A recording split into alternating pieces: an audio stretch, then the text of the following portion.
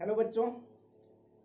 तो आज हम लोग मल्टीपल एंगल्स एंड सब मल्टीपल एंगल्स के कॉन्सेप्ट पर क्वेश्चन करेंगे, है ना।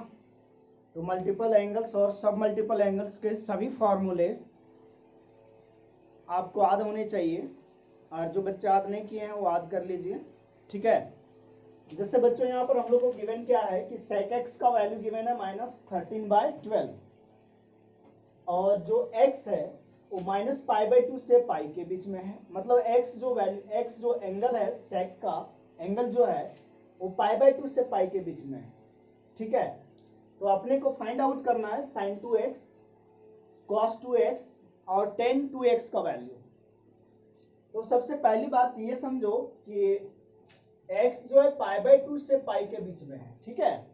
लेकिन यहाँ जो फाइंड आउट करना है, जो ट्रिग्नोमेट्रिक रेशियो यहाँ फाइंड करना है, उसका एंगल 2x है। तो मैं सबसे पहला काम ये कर लेता हूं कि x जो है π/2 से पाई के बीच में है। π/2 से पाई कहने का मतलब कौन सा क्वाड्रेंट? Second quadrant. लेकिन जो वैल्यू फाइंड आउट करना है जिस एंगल का, वो 2x है। तो जब भी ऐसा इक्वेशन दिया हो, जैसे ये कंडीशन दिया हुआ है, ये कंडीशन गिवन है, x का एंगल कहां से कहां है, x जो एंगल वो कहां से कहां है गिवन है। लेकिन जो फाइंड आउट करना है उसमें जो एंगल है वो आप देखो 2x है। तो सबसे पहले आपको ये डिसाइड कर लेना है कि ये 2x कौन सा क्वाड्रेंट में जाएगा। जैसे x जो है एंगल x वो सेकेंड क्वाड्रेंट में है, तो 2x कौन सा क्वाड्रेंट में जाएगा। तो हम क्या करेंगे बच्चों, 2 से इसको मल्टीप्लाई करते हैं। तो 2 से मल्टीप्लाई करेंगे, मल्टीप्लाइंग बाय 2।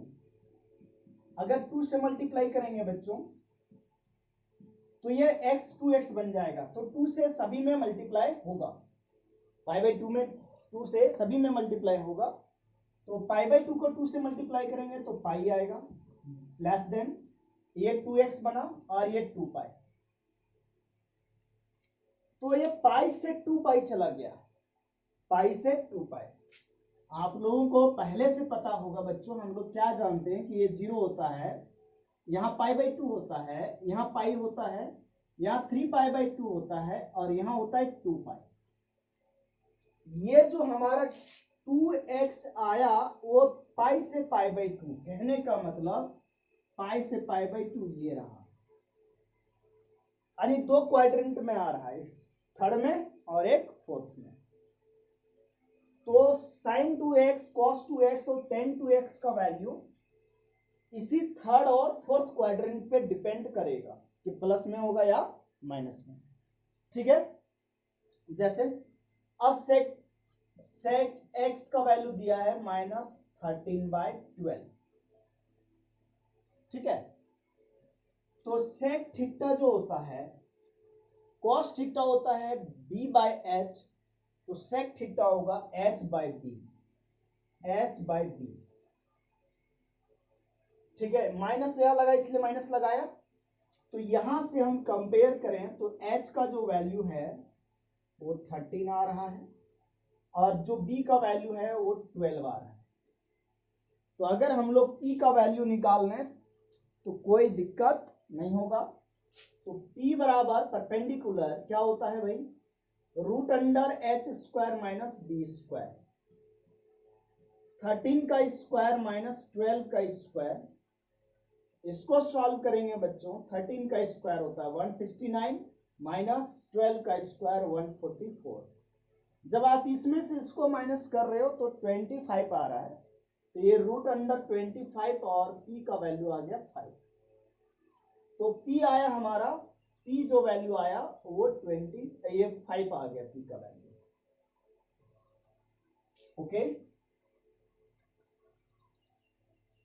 तो यहां से हम क्या निकाल सकते हैं, देखो sec x से लिख लिया cos x -12/13, cos x होगा -12/13। अब ये जो है ना, ये सेकंड क्वाड्रेंट में, कौन सा क्वाड्रेंट में? Second quadrant. तो बताओ बच्चों, sin x जो होगा सेकंड क्वाड्रेंट में, sin x पॉजिटिव होता है, सेकंड क्वाड्रेंट में sin x पॉजिटिव होता है। इसीलिए sin x बराबर हम केवल क्या लिखेंगे, p बाई एच लिखेंगे। और p का वैल्यू कितना आ गया 5 और h का वैल्यू कितना है 13। तो आप देखो cos x का वैल्यू मिल गया, sin x का वैल्यू मिल गया। तो इसी तरह से tan x का value, tan x again x जो है फर्स्ट क्वाड्रेंट में है, सेकंड क्वाड्रेंट में एंगल है, तो tan जो होता है माइनस होता है सेकंड क्वाड्रेंट में, तो ये minus p by B. p का वैल्यू हो गया बच्चों कितना, p का वैल्यू है 5 और b का वैल्यू है 12, तो माइनस 5 बाई 12। देखो ये सारे इंफॉर्मेशन हमने निकाल लिया, ठीक है। ये चीज sec x दिया था, वहां से cos x, sin x और tan x निकाला, बहुत ही सिंपल है। और ये x जो है वो पाई बाई 2 से पाई है, इसका मतलब सेकेंड क्वाड्रेंट में है। x जो है पाई बाई 2 से पाई है, मतलब एंगल जो है सेकेंड क्वाड्रेंट में है। तो सेकेंड क्वाड्रेंट में केवल साइन पॉजिटिव होता है, इसलिए cos नेगेटिव में आया और tan भी नेगेटिव में आया, है ना। और ये h और b तो यहां से निकल गया, तो हम लोग p निकाल लिया इस फॉर्मूला से। अब जो हमें फाइंड आउट करना है sin 2x, इसका वैल्यू देखते हैं क्या आता है। sin 2x, sin 2x, sin 2x का फॉर्मूला जानते हो, sin 2 थीटा का क्या होता है, 2 into sine x into cos x, 2 into sine x into क्या कॉस एक्स, ठीक है। अच्छा sin x का वैल्यू रख दो, जो फर्स्ट पार्ट है क्वेश्चन का, sin x का वैल्यू रखो, 2 इंटू साइन एक्स का वैल्यू कितना है 5 बाई 13, ठीक है, इंटू cos x का वैल्यू है माइनस 12 बाई 13, माइनस 12 बाई 13। देखो इसको सिंप्लीफाई करोगे तो माइनस में आएगा, ये माइनस में आएगा, माइनस प्लस माइनस और इंटू प्लस माइनस। अच्छा ये कितना हो गया 120, ऊपर मल्टीप्लाई कर रहे हैं नीचे 169, तो ये आंसर आ गया बच्चों आपका माइनस 120 बाय 169। देखो ये 2x एंगल कहां से कहां था, पाई से लेकर के 2 पाई, मतलब थर्ड से लेकर के थर्ड और फोर्थ क्वाड्रेंट में। आप खुद जानते हो थर्ड और फोर्थ क्वाड्रेंट में साइन क्या होता है, नेगेटिव होता है, इसलिए नेगेटिव वैल्यू आया। देखो यहां से भी कैलकुलेट करके, ठीक है। नेक्स्ट जो है आपका कौन सा है, cos 2x, cos 2x,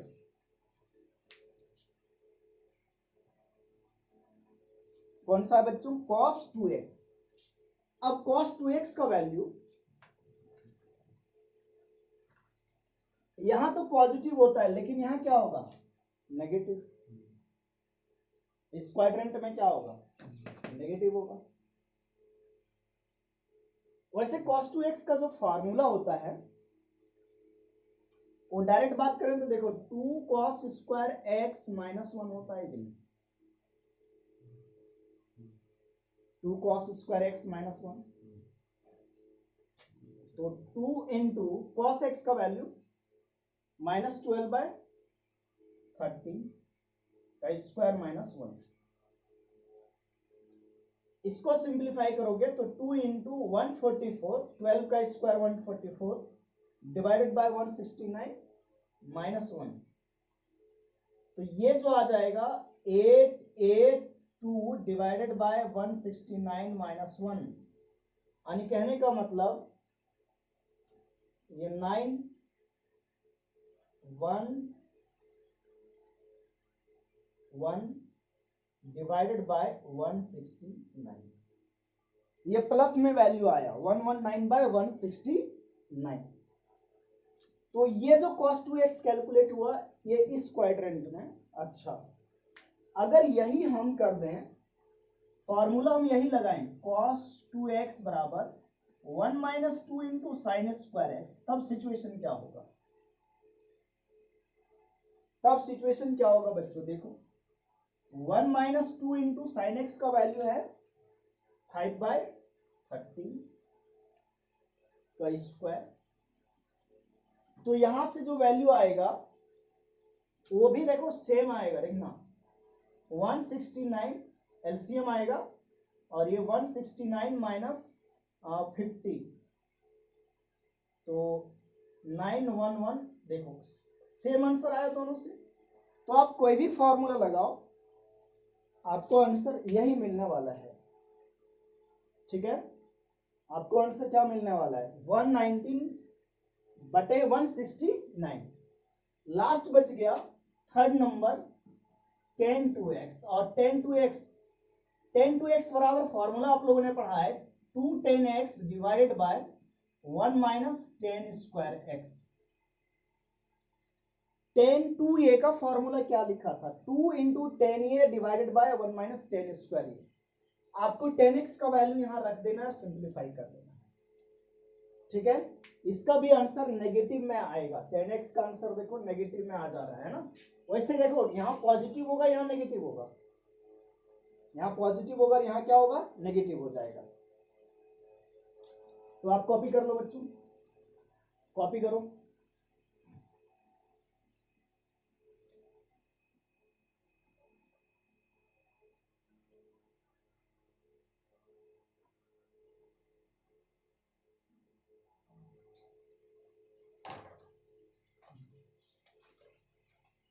कर लिया कॉपी, चलो आगे क्वेश्चन करें।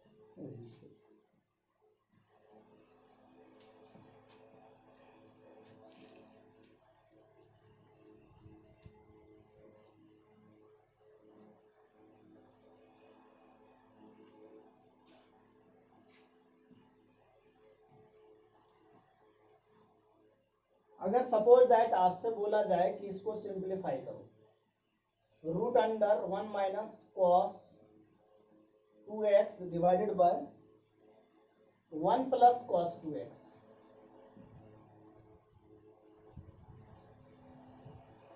ठीक है। Root under 1 minus cos 2x divided by 1 plus cos 2x, इसको सिंप्लीफाई करना है बच्चों। तो आप लोगों को पता है सबसे इंपॉर्टेंट फार्मूला बताया था 1 माइनस कॉस 2a। सबसे इंपॉर्टेंट फार्मूला फिर से कॉपी के ऊपर में आप लोग लिख लो, 1 माइनस कॉस 2a होता है 2 इंटू साइन स्क्वायर ए, और दूसरा 1 प्लस कॉस 2a होता है बच्चों 2 into cos square A angle half. बहुत ही इंपॉर्टेंट फार्मूला है। तो 1 माइनस कॉस 2x की जगह पर हम लिखेंगे 2 into sine square x divided by 1 plus cos 2x 2 into cos square x. ये 2 से 2 कैंसिल हो गया बच्चों, ठीक है। आगे ध्यान देना है सबसे इंपॉर्टेंट बात, साइन स्क्वायर बटे कॉस स्क्वायर एक्स क्या होता है 10 स्क्वायर एक्स। अब देखो जब तक आप लोग 10th क्लास में थे, जब तक आप लोग 10th क्लास में पढ़ रहे थे, तो आप लोग क्या करते थे, वास्तव में क्या करते थे, देखो ऐसा कि ये 10x का मतलब होता है 10x का होल स्क्वायर, 10 स्क्वायर x का मतलब 10x का होल स्क्वायर। तो आप लोग 10th क्लास तक क्या करते थे कि स्क्वायर और रूट काट दिया और केवल क्या लिख दिया 10x। लेकिन अब क्या होगा बच्चों कि आपको एक बात ध्यान रखना है, आज के बाद ये गलती नहीं करना कि रूट अंडर एक्स स्क्वायर, मतलब x की जगह अभी जैसे यहाँ 10x है, तो ये root under x square x नहीं आएगा, मॉड x आएगा, इसको मॉड बोलते हैं। और मॉड का खासियत क्या होता है कि मॉड जो देता है हमेशा पॉजिटिव वैल्यू देता है। कभी भी आप लोग स्क्वायर रूट फाइंड आउट किया होगा, जैसे स्क्वायर रूट ऑफ 4 कितना बताया था 2, मतलब हमेशा पॉजिटिव में आता है स्क्वायर रूट। तो x हम लोग को पता नहीं है ना कि पॉजिटिव है या नेगेटिव, तो मॉड जो है ना, मॉड हमेशा जो वैल्यू देता है वो पॉजिटिव वैल्यू देता है।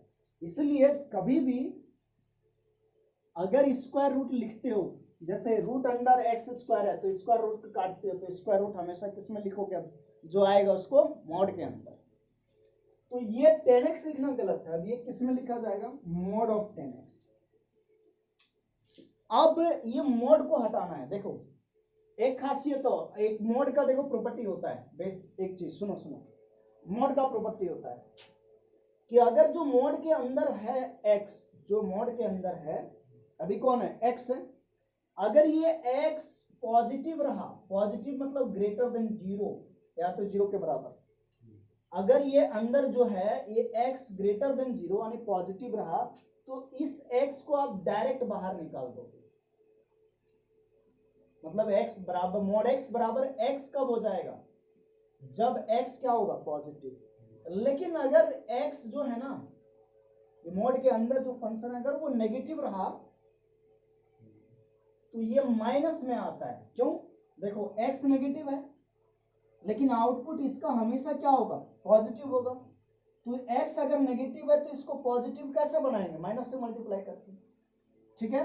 तो ये बात समझ में आ गया होगा कि जब ये x नेगेटिव, ऐसे याद रखो कि मोड के अंदर जो मैं बात बोल रहा हूँ उसको ध्यान से सुनो कि अगर मोड के अंदर चाहे जो भी हो मोड के अंदर अगर वो नेगेटिव है तो उसको बाहर निकालेंगे माइनस से मल्टीप्लाई करके, उसको बाहर निकालेंगे माइनस से मल्टीप्लाई करके, और अगर मोड के अंदर कोई भी रहे अगर वो पॉजिटिव है तो उसको डायरेक्ट बाहर निकाल देंगे।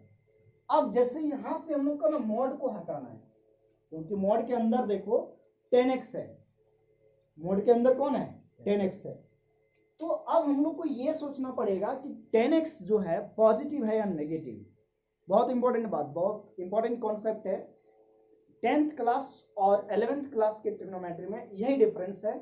यहाँ पर हम लोग क्वाड्रेंट को देखने लगते हैं क्योंकि ये x कोई भी एंगल हो सकता है कि नहीं, और अपन 10th क्लास तक केवल एक्यूट एंगल की बात करते थे, यहाँ पर कोई भी एंगल हो सकता है। तो अगर ये x जो है बच्चों फर्स्ट क्वाड्रेंट में रहेगा, मतलब ये एंगल अभी x है, x अगर फर्स्ट क्वाड्रेंट में रहेगा तो 10x पॉजिटिव होगा तो ये डायरेक्ट बाहर निकलेगा। अगर x सेकंड क्वाड्रेंट में रहेगा मतलब x जो एंगल है वो सेकंड क्वाड्रेंट में चला जाए यानी एंगल π/2 से पाई के बीच में आ जाए तो सेकंड क्वाड्रेंट में 10 नेगेटिव होता है तो ये बाहर आएगा किसके साथ, माइनस के साथ, ठीक है। इसी तरह से थर्ड क्वाड्रेंट में 10 पॉजिटिव होता है तो थर्ड क्वाड्रेंट के लिए डायरेक्ट बाहर आएगा, और फोर्थ क्वाड्रेंट में भी क्या होता है नेगेटिव। तो हम ऐसे बोलते हैं एक साथ कि व्हेन x इज इन कौन सा quadrant, first and third quadrant, तो 10x कैसा होता है पॉजिटिव, तो हम लोग क्या बोल सकते हैं, हेंस आंसर क्या होगा यहाँ पर, तो मोड ऑफ 10x जो हो जाएगा वो क्या हो जाएगा डायरेक्ट बाहर 10x आ जाएगा, तो इस टाइम में आंसर ये हो गया 10x। दूसरा केस जब x किसमें होगा, सेकेंड एंड फोर्थ क्वाड्रेंट, तो आप लोग क्या जानते हो कि 10x इसमें नेगेटिव होता है और 10x नेगेटिव होता है, तो अब क्या होगा मोड ऑफ 10x जो आएगा अंदर देखो ये नेगेटिव आ गया, 10x अभी बता रहा है नेगेटिव है तो मोड के बाहर इसको लिखेंगे तो किससे मल्टीप्लाई करके -10x से, तो इसका दो आंसर, यही डिफरेंस है किसमें 10th क्लास और 11th क्लास में, ठीक है। यानी अब आगे ना देखो 10th क्लास में अपन केवल एक्यूट एंगल तक देखते थे लेकिन अब 11th क्लास में कहीं भी आए तो आपको इस पे ध्यान रखना पड़ेगा एंगल पे कि एंगल कौन सा क्वाड्रेंट में उसके अकॉर्डिंग आंसर देना होगा। तो एक बेसिक क्वेश्चन जो आप लोग को एक कॉन्सेप्ट समझाना था वो मैंने ले लिया, चलिए कॉपी करिए।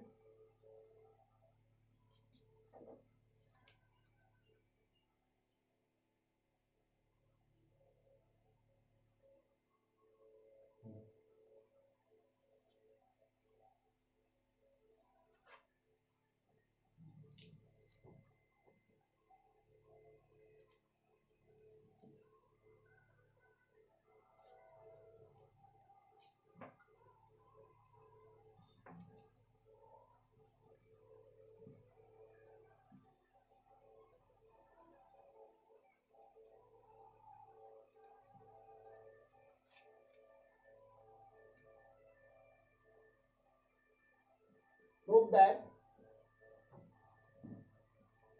cos 4x equal to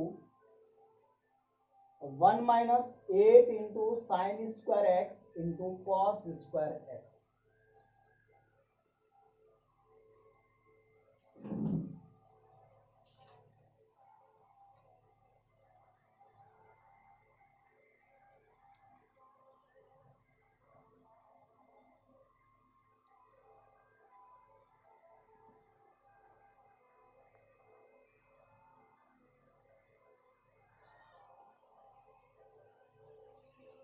आपको प्रूव करना है cos 4x equal to 1 minus 8 sine square x into cos square x. देखो आप एंगल को देखो, यहाँ 4x है और एंगल यहाँ कितना हो गया x।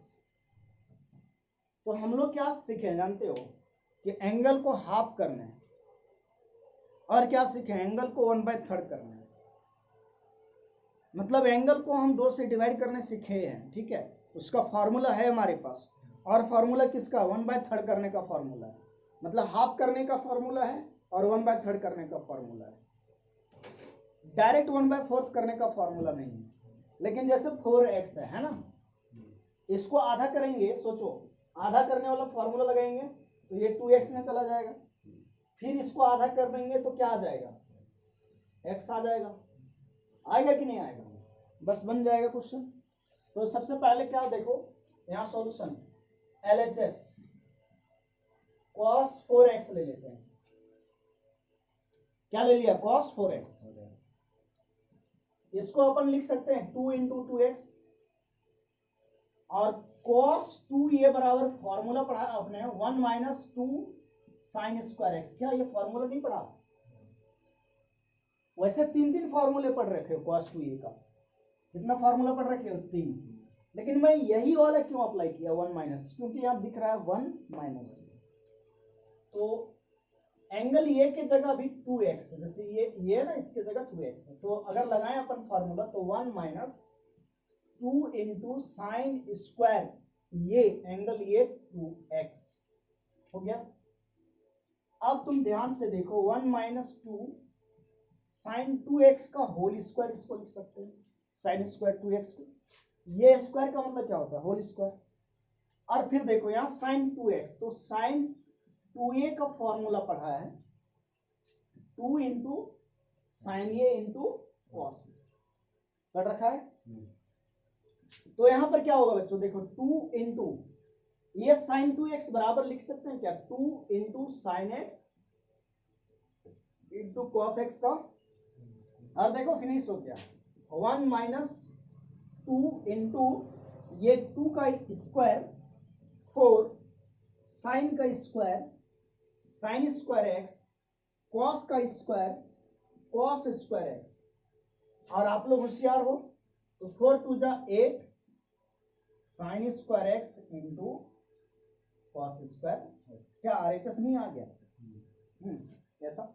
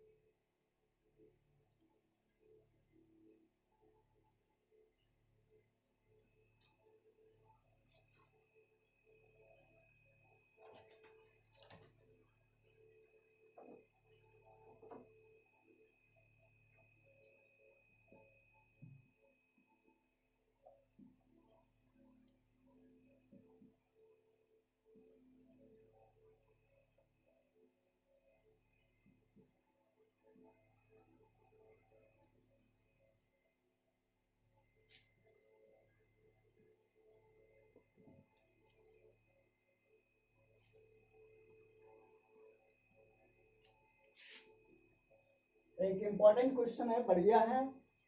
कोई भी बोर्ड का एग्जाम होता है तो उसमें एक क्वेश्चन देखने को मिलता है ना। टेस्ट वगैरह जो स्कूल वगैरह में CBSE बोर्ड का होता है उसमें ये क्वेश्चन देखने को मिलेगा। वैसे क्वेश्चन बहुत ही सिंपल है। देखो बच्चों LHS लेते हैं हम लोग, LHS तो root under 2 plus root under इस 2 को कॉमन ले लें तो हम लोग को यहाँ क्या बनेगा, 1 बनेगा प्लस cos 4 थीटा बनेगा ऐसा। और हम लोग क्या फॉर्मूला पढ़ रखे हैं 1 प्लस cos 2a का 2 इंटू कॉस स्क्वायर ये, यानी एंगल जो यहाँ है ये हाफ हो जाता है। तो 2a का हाफ कितना हुआ a, तो 4 थीटा का हाफ कितना होगा 2 थीटा होगा। तो जब इस फार्मूला को यहाँ अप्लाई करेंगे तो देखो क्या होता है, ये 2 plus 2 into 1 plus cos 4 theta 2 cos square 4 theta का हाफ 2 थीटा आएगा। अब यहां से आप देखना एक चीज कि ये 2 जब 4 हो गया और 4 का स्क्वायर रूट कितना आएगा 2, और फिर ये देखो क्या लिखा गया cos 2 theta cos square 2 theta, क्या लिखा गया cos स्क्वायर 2 थीटा। अब क्या करेंगे सुनो 2 प्लस 2, अब बात वही हुआ स्क्वायर और रूट हटेगा तो डायरेक्ट नहीं लिखेंगे, कैसे लिखते हैं मॉड के अंदर, तो मॉड cos 2 थीटा लिखेंगे। अब एक बात समझ में नहीं आया, एक बात यहाँ पर आया, एक क्वेश्चन अराइज हो रहा है कि सर 2 थीटा कौन सा क्वाड्रेंट में है, 2 थीटा कौन सा क्वाड्रेंट में है। अगर फर्स्ट क्वाड्रेंट में रहा तो ठीक है प्लस में आएगा, अगर सेकंड में रहा 2 थीटा तो माइनस में आएगा, थर्ड में रहा तब भी माइनस में आएगा। तो यहां से दो चीजें अराइज होता है, तो दो केसेस अराइज होगा है ना। देखो कोई भी ट्रिग्नोमेट्रिक फंक्शन है 2 क्वाड्रेंट में पॉजिटिव होता है और 2 में नेगेटिव होता है। तो यहां पर हम 2 केस ले लेते हैं। केस नंबर फर्स्ट में हम क्या ले रहे हैं कि when 2 theta is in first and fourth quadrant, आप समझ रहे हो फर्स्ट और फोर्थ क्वाड्रेंट में कॉस क्या होता है पॉजिटिव होता है ना, तो cos 2 थीटा इस टाइम क्या होगा पॉजिटिव होगा, और पॉजिटिव हुआ तो मॉड ऑफ cos 2 थीटा आएगा cos 2 theta, mod of cos 2 theta आएगा cos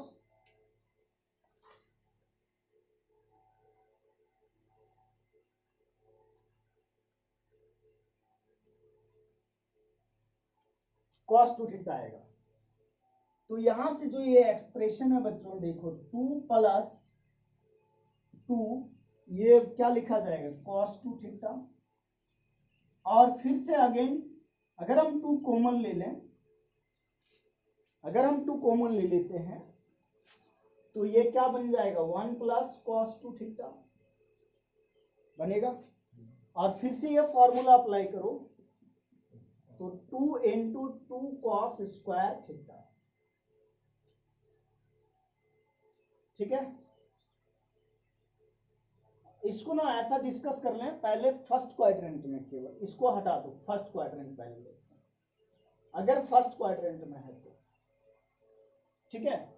अब एक बात आया कि अगर 2 थीटा फर्स्ट क्वाड्रेंट में है तो 2 थीटा का अगर आधा कर दें तब भी वो फर्स्ट क्वाड्रेंट में होगा। अरे फर्स्ट क्वाड्रेंट में होने का मतलब एक्यूट एंगल, तो एक्यूट एंगल मतलब न्यून कॉन का आधा करोगे तो न्यून कॉन ही आएगा, एक्यूट एंगल ही आएगा। तो ऐसा मैं इसलिए बोल रहा हूं कि अगेन यहाँ देखो क्या होने वाला है कि ये 2 2 जा 4 इसका स्क्वायर रूट निकल गया और cos स्क्वायर का मॉड cos थीटा लिखा। अब ये 2 थीटा अगर फर्स्ट क्वाड्रेंट में है तो थीटा भी कहाँ होगा फर्स्ट क्वाड्रेंट में होगा यानी पॉजिटिव होगा, तो ये डायरेक्ट क्या आ जाएगा 2 cos थीटा। देखो ये RHS आ गया। एक बात सुनो, बोर्ड के एग्जाम में अगर क्वाड्रेंट नहीं गिवन है ना, तो आपको समझ लेना है कौन सा क्वाड्रेंट फर्स्ट क्वाड्रेंट, इसीलिए ये प्रूव करने दिया है कि इतना बराबर इतना प्रूव करो। अगर सोचो अगर मैं इसको सेकंड क्वाड्रेंट में ले जाऊंगा तो यहां क्या आ जाएगा माइनस आ जाएगा, ये क्या आ जाएगा माइनस, और फिर दूसरा चीज प्रूव होगा। देखो मैं प्रूव करके दिखा दे रहा हूं, वैसे ये प्रूव हो चुका है, लेकिन एक चीज मैं आपको समझाना चाह रहा हूं थोड़ा सा लेवल का बच्चों देखो जानना बहुत जरूरी है, कॉन्सेप्ट सीखना जरूरी है। हम लोग 10th क्लास तक केवल एक्यूट एंगल में डिस्कस कर रहे थे, लेकिन 11th क्लास में किसी भी एंगल पे देखना पड़ेगा, किसी भी क्वाड्रेंट के लिए आपको सोचना पड़ेगा। तो अगर मैं केस 2 ऐसा बनाऊं कि जब 2 थीटा जो है इज इन सेकेंड क्वाड्रेंट, सोचो और सेकेंड क्वाड्रेंट में है तो cos 2 थीटा क्या होगा नेगेटिव होगा, और नेगेटिव होगा तो मोड जो आएगा एक्चुअली ये नेगेटिव हो गया तो ये बाहर निकलेगा माइनस के साथ। तो आप लोगों ने जो लिखा था अभी 2 + 2 mod cos 2 थीटा ये लिखा था, तो ये क्या आ जाएगा बच्चों 2। अब ये mod cos 2 थीटा बराबर क्या लिखा जाएगा माइनस cos 2 थीटा, तो plus minus minus 2 cos 2 theta. 2 again common लेंगे अगर तो 1 माइनस cos 2 थीटा दिखता है, और 1 माइनस cos 2 ये बराबर फॉर्मूला आप लोगों ने पढ़ा है 2 sin स्क्वायर ए पढ़ा है। तो अब क्या होने वाला है √2 × 2 sin स्क्वायर थीटा, फिर से ये 2 बाहर आ जाएगा और ये √sin स्क्वायर थीटा होगा। ठीक है। अब एक चीज रहा कि अगर ये 2 थीटा सेकेंड क्वाड्रेंट में है तो थीटा कौन सा क्वाड्रेंट में होगा।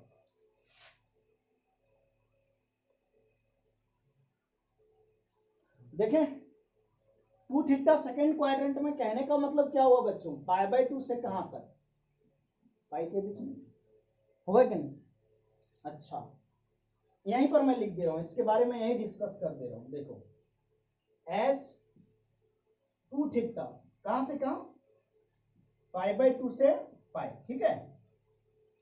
तो अपने को क्या करना है थीटा के बारे में पता करना है। क्यों पता करना है, क्योंकि यहां पर फिर रूट जो आ रहा है, रूट को हटाएंगे तो मोड आएगा। अब ये चेक करना पड़ेगा कि थीटा कौन सा क्वाड्रेंट में है। अगर फर्स्ट और सेकंड क्वाड्रेंट में है तो क्या आएगा पॉजिटिव। वैसे अगर 2 थीटा सेकंड क्वाड्रेंट में है इसका मतलब π/2 से पाई, तो थीटा कैसे निकालेंगे 2 से डिवाइड करेंगे, और 2 से डिवाइड करेंगे तो ये π/2 π/4 बनेगा, ये थीटा बनेगा और ये π/2। कौन सा क्वाड्रेंट आया, फर्स्ट क्वाड्रेंट आया, नहीं आया फर्स्ट क्वाड्रेंट। और फर्स्ट क्वाड्रेंट में साइन पॉजिटिव होता है, तो ये देखो 2 sin थीटा हो गया। तो कुछ कमाल का चीज नहीं है। देखो आप मैथमेटिक्स की दुनिया में अगर आते हो, ये ट्रिग्नोमेट्री में, तो अगर कोई बोलता है कि इतना बराबर हमेशा इतना होगा तो ऐसा नहीं है। इतना इक्वल टू हमने क्या प्रूव कर दिया 2 sin थीटा, क्या प्रूव हो गया 2 sin थीटा। तो अगर हम लोग 2 थीटा को फर्स्ट क्वाड्रेंट में लिया अलग सिचुएशन, सेकंड क्वाड्रेंट में लिया तो अलग आया आंसर। तो भाई यहां सबसे इंपॉर्टेंट है क्या चीज, कि साइन कन्वेंशन को ध्यान में रखना है कि एंगल कौन सा क्वाड्रेंट में है। ठीक है। चलिए बच्चों कॉपी करो, इतने करें।